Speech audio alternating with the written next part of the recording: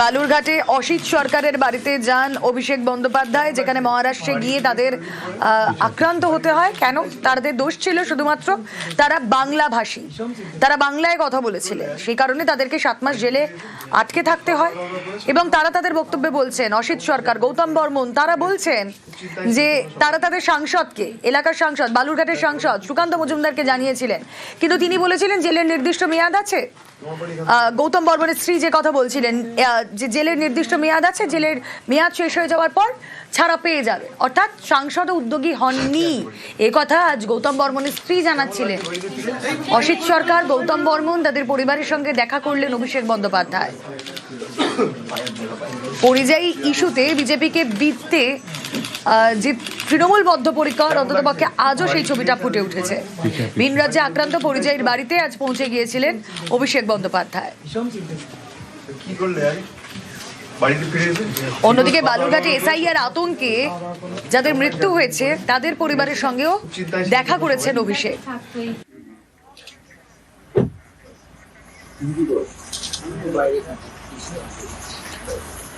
SIR আতঙ্কে মৃত্যু ওসমান মণ্ডলের, সেই ছবি আপনারা দেখছেন, যেখানে পরিবারের সঙ্গে আজ দেখা করতে যান অভিষেক বন্দ্যোপাধ্যায়।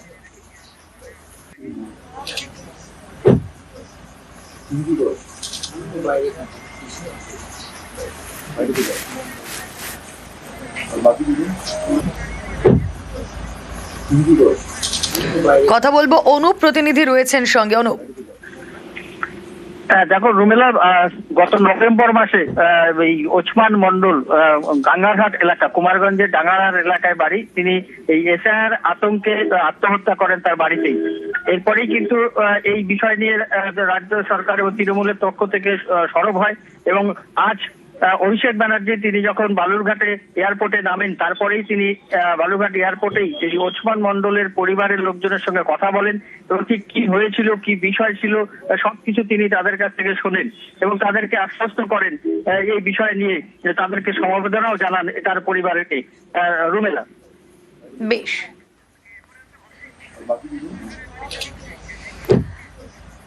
আক্রান্ত পরিযায়ী, মহারাষ্ট্রে গিয়ে যারা আক্রান্ত হয়েছিলেন, অসিত সরকার, গৌতম বর্মন, তাদের বাড়িতেও আজ পৌঁছে যান অভিষেক বন্দ্যোপাধ্যায়। কেমন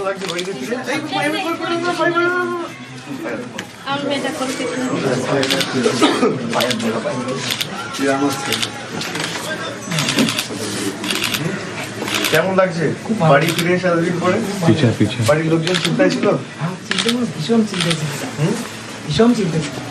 কি করলে বাড়িতে ফিরে এসে? ঠিকমতো খাওয়া দাওয়া করেছো? হ্যাঁ, ঠিকমতো খাওয়া দাওয়া করলো। কেমন লাগছে এতদিন পরে ফিরেছে? খুব চিন্তায় ছিল তোমরা সবাই? চিন্তাটা থাকতোই, তার কারণে খুব কষ্ট পেয়েছি। তোমার বাড়ি এখান থেকে কত দূর? এখান থেকে এই ধরুন আধা ঘন্টা লাগে। আধা ঘন্টা। কি আছে বাড়িতে? একটা আমার বড় মেয়ে আছে, বাড়ি কোনো রাখে আছে, বাড়ি। আপনার লোকটা কি বলছে একদিন পরে এসে? কঠিন ভালো, হ্যাঁ কঠিন আনন্দ পাহাড়ের লোক বলছে তুই বিজেপি করি, তো বিজেপি তো খাওয়াই নি। বললাম হ্যাঁ, আমার যা করেছে তৃণমূল থেকে করেছে, যা যা করেছে আমার সার করেছে অভিষেক দা। নাই যে এতদিন পরে ফিরে এসছে, সবাই দেখে খুশি হয়েছে? সবাই দেখে খুশি হয়েছে, তুই এতদিন পর বানালি। হ্যাঁ ভাই, খুশি কপালে তার সঙ্গে যোগাযোগই ছিল না। কার সঙ্গে যোগাযোগ? ওই তো 4 দিন থাকার পর আমি বম্বে মহারাষ্ট্রে কাম করতে গিয়ে 7 মাস, দীর্ঘ 7 মাস আমি জেল খাটে আসি। কিন্তু এই দীর্ঘ 7 মাস কি কষ্ট করেছি আর কি না কষ্ট পেয়েছি, এটা একমাত্র আমরা জানি।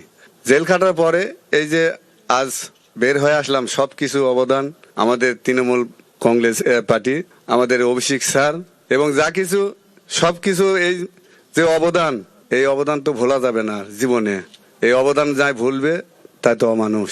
তৃণমূল কংগ্রেস পার্টি এবং মমতা ব্যানার্জি এবং অভিষেক স্যারকে অসংখ্য ধন্যবাদ। তিনাদের কাছে আমি সারা জীবন কৃতজ্ঞতা থাকবো। বিজেপির রাজ্যে আক্রান্ত পরিযায়ী বিজেপি কর্মী, বাংলা বলায় মহারাষ্ট্রে আক্রান্ত বালুরঘাটের বিজেপি কর্মী। বিজেপির থেকে কোনো সাহায্য না পাওয়ার অভিযোগ, অভিষেকের সামনেই অভিযোগ আক্রান্ত বিজেপি কর্মী। বালুরঘাটে আক্রান্ত পরিযায়ীদের সঙ্গে দেখা অভিষেকের।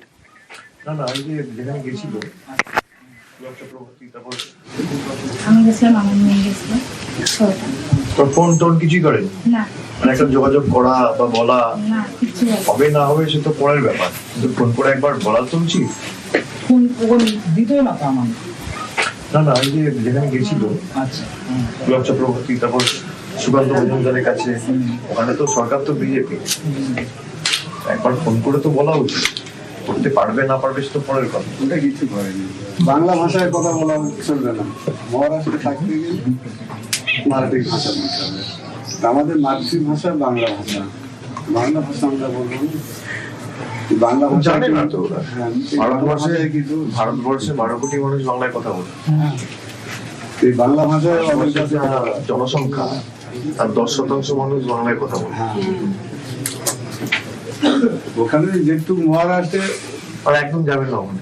না না ওখানে আর যাবো না, একদম যাবেন না। আমি আর ওখানে যাব না, মহারাষ্ট্রের বাইরে আর যাবো না, আমি এখানে থাকবো। বাড়িটা এগুলো ভালো করে করে দিই। পদক্ষেপের আশ্বাস মিলেছিল কিন্তু কিছুই করেনি। সুকান্ত মজুমদারের বিরুদ্ধে অভিযোগ পরিযায়ী ও বিজেপি কর্মী গৌতম বর্মনের স্ত্রী। ওটা কিছু করেনি। বাংলা ভাষায় কথা বলা চলবে না। আমি মহারাষ্ট্রে কাজ করতে গেছিলাম, ওখানে যায় জবরদস্তি করে আমাদেরকে জেলে পাঠায় দেয়। বাড়িতে ওই পুলিশের মোবাইল থেকে ফোন করে দিলাম যে আমি তো আর পারছি না, তো সোমবারটা অবশ্যই জানাবা পুলক চক্রবর্তীকে, কিছুই করে হোক যেন বের করে। আর আমি একজন বিজেপির কর্মীও ছিলাম, সে হিসেবেও আমার কাজটা হয়নি। এবং আমার ওয়াইফ সুকান্ত মজুমদারের কাছেও গেছে। সুকান্ত মজুমদার বলছিল যে কাজ হচ্ছে, এটুকুই বলছিল। তারপর আর কোনো 3 মাস তো কোনো খোঁজ নেই। তারপরে ও বলছিল আপনি জেল থেকে ছেড়ে দিবে। তারপরে 3 মাস পার হয়ে যাওয়ার পর আমার মামু পুলক চক্রবর্তী ফের যোগাযোগ করে গোপেন সরকারের কাছে। গোপেন সরকার ফের অমরেশদার কাছে ফোন টোন করে মমতা ব্যানার্জি প্লাস অভিষেক স্যার আমাদেরকে জেল থেকে সরানোর ব্যবস্থা করে। বিজেপির থেকে কোনো সাহায্য পায়নি, তো যা সাহায্য করেছে আমাদেরকে তৃণমূল তরফ থেকে সাহায্য করেছে, এবং তৃণমূল তরফ থেকে আমাদেরকে বাড়ির ব্যবস্থা, খাওয়া দাওয়া যত আছে সবকিছু দিয়েছে বাড়িতে। বিজেপির থেকে কোনোদিন আমার বাড়িতে যায়ওনি বা আমার সম্পর্কে কোনোদিন আলাপ আলোচনাও করেনি, কোনো খাবার খাদ্যও দেয়নি। পরিযায়ী হেনস্থায় সুকান্তকে নিশানা। পরিযায়ীদের মুক্তির জন্য বালুরঘাটের বিজেপি সাংসদ উদ্যোগ নেননি, অভিযোগ অভিষেকের।